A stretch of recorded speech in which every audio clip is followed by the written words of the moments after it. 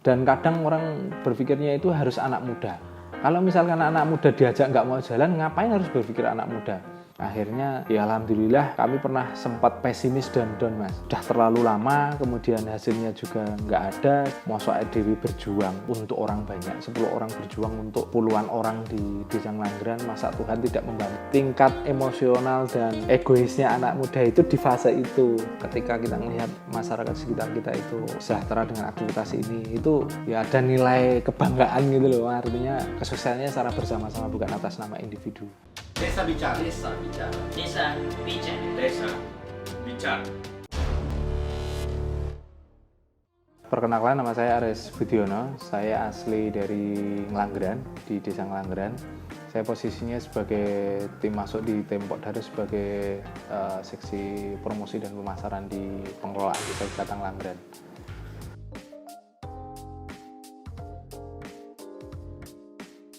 Kalau di awal kita berangkatnya dari pemuda, kelompok Karang Taruna, ya memang basicnya dulu di awal kegiatan pemudaan kami lebih pada fokus pada konservasi, menanam pohon, menjaga ekosistem di kawasan Gunung Api Purba.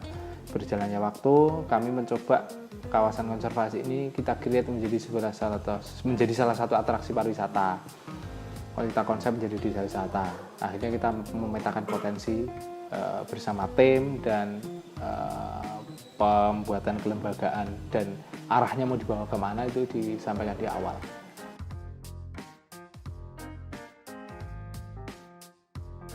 Kalau di awal memang pemahaman tim kami memang pariwisata itu praktis, artinya ya kayak objek-objek lain lah, kayak ke pantai, masuk ke pantai itu beli loketnya selesai. Padahal arahan kami bukan seperti itu, mereka bisa melakukan apa, dapat apa, dan bisa beraktivitas apa di Ngelanggeran kayak gitu. Nah, makanya kami mendeklarasikan menjadi desa wisata. Nah, tanggapan awalnya mereka masih condongnya ya gitu aja lah, pariwisata cukup dikasih loket selesai kayak gitu. Mereka belum terpikir bahwa ternyata pengembangan pariwisata itu bisa menggali potensi lokal dan aktivitas masyarakat itu yang bisa dijual. Yang dulunya belum terpahamkan, yang mereka ada yang gabung, ada yang enggak, ada yang acuh, ada yang enggak. Ada yang tetap ikut gabung dengan kita dari proses awal, ada yang kemudian mereka keluar dari Ngelanggeran, pingin urban, menjadi TKI atau menjadi buruh pekerja di Jakarta atau di luar Jawa seperti itu.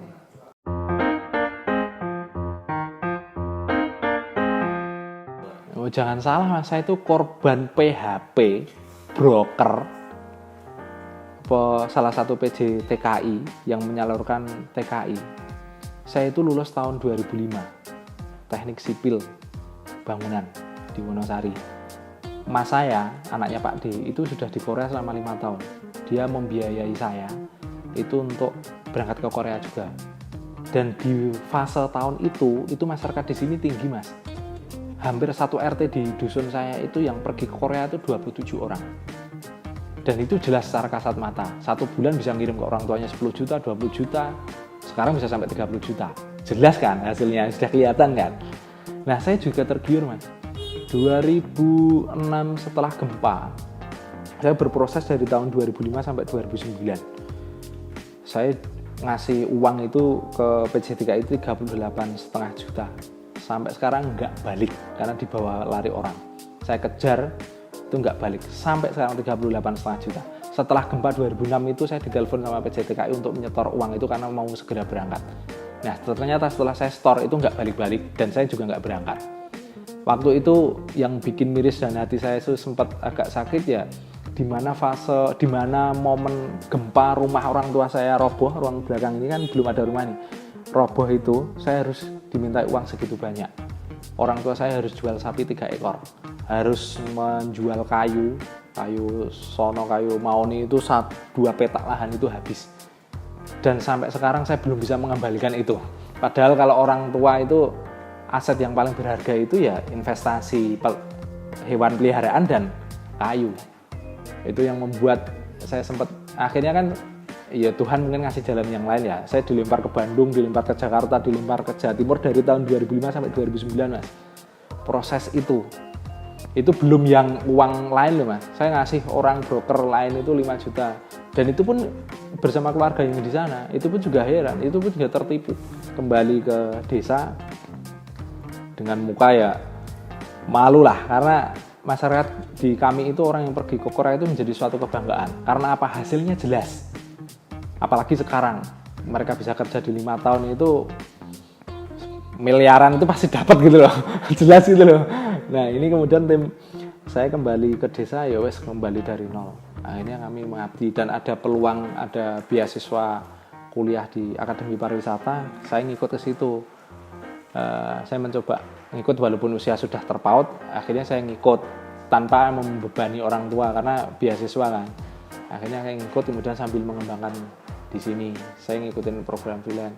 Dari situ saya sempat emosi, sempat nggak percaya karena memang latar belakang saya ditipu Mas awal dulu. Akhirnya kami mengabdi, ya wes lah, mungkin Tuhan ngasih jalan ini dan saya ikhlas menjalani proses ini bersama dengan teman-teman. Itu sih.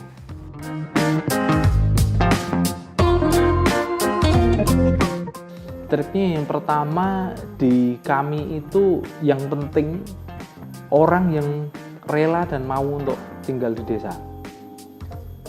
Saya mungkin latar belakangnya dulu sekolahnya STM, teknik sipil, nggak ada sangkut pautnya dengan pariwisata. Tapi saya berpikir ini sudah terlanjur dikelola. Kemudian kalau misalkan ini ditinggalkan, terus bagaimana nasibnya berikutnya? Dan kami berkomitmen karena di awal dulu itu ya secara kontribusi untuk kesejahteraan kami belum ada, dan batasan untuk mengabdi kemudian nanti ada hasilnya itu tidak ada yang bisa menentukan setahun depan, 2 tahun depan, 3 tahun depan kamu nanti akan menghasilkan sekian, nggak ada. Nah, trik yang kami gunakan adalah teman-teman ini kami bebaskan, silahkan bekerja, karena ujung-ujungnya pasti ke situ Mas. Mereka rela mengabdi, kan tuntutannya umur semakin bertambah, mereka akan berpikir berkeluarga. Belum lagi nanti tekanan emosional dari orang tua. Sudah disekolahkan, kenapa hanya nganggur di desa?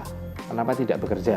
Padahal orientasi orang tua itu disekolahkan ya anaknya itu bekerja, syukur bisa berkantor atau PNS dan sebagainya. Nah ini kenapa anak-anak muda hanya mengabdi di desa, nungguin batu tak ada ujung jelasnya.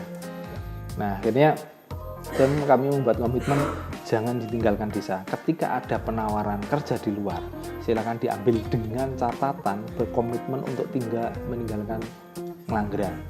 Tim kami ada yang mereka dapat tawaran di Bandung, tapi kemudian kami merangkul, janganlah sudah seperti ini, kalau pengen ya freelance di Jogja seperti itu. Nah akhirnya tim kami itu memiliki komitmen seminggu sekali atau berapa itu memiliki komitmen untuk memikirkan bersama, memikirkan meluangkan waktu di lenggang mereka bekerja itu untuk memikirkan bersama. Akhirnya ya alhamdulillah kami pernah sempat pesimis dan down Mas, karena sudah terlalu lama, kemudian hasilnya juga nggak ada, sedangkan kami dituntut mungkin masa depan kami juga nggak ada. Akhirnya kami berserah diri kepada tim itu, mosok EDW berjuang untuk orang banyak, 10 orang berjuang untuk puluhan orang di Desa Ngelanggeran, masa Tuhan tidak membantu hanya 10 orang ini yang ingin membantu masyarakat banyak. Akhirnya kita kan down pikiran-pikiran, akhirnya tumbuh rasa ikhlas, ya wes lah, tetap kita jalani. Jadi ya ternyata akhirnya rezeki itu mengikuti. Wong kita berusaha untuk, ya Tuhan berkata memberikan jalan gitu. Akhirnya rezeki itu mengikuti, berproses seperti itu. Nah, teman-teman di tim kita sekarang dulunya yang sempat tidak mau gabung atau mungkin mereka masih ragu-ragu karena hasilnya tidak ada kepastian, lambat laun karena sudah ada hasilnya mereka mulai mendekat.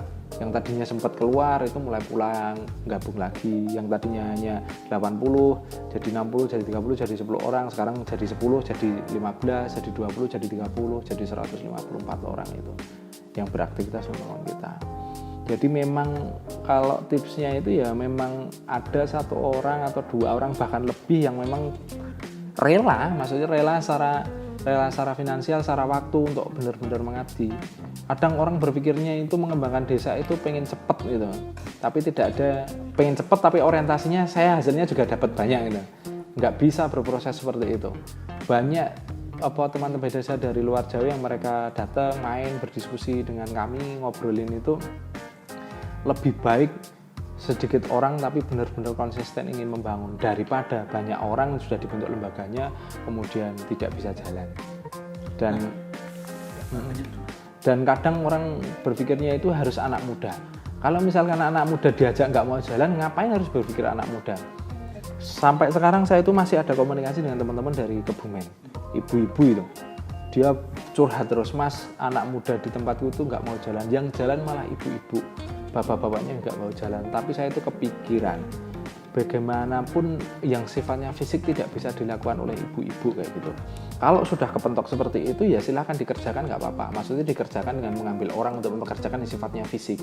Kalau misalkan itu hilang, maksudnya dalam artian kemudian ibu-ibunya itu down kemudian tidak melanjutkan, kan berarti sudah toh pupus harapannya di situ karena tidak ada yang melanjutkan. Lebih baik ada orang entah itu muda, tua, ibu-ibu, tapi ada konsisten yang ingin benar-benar membangun.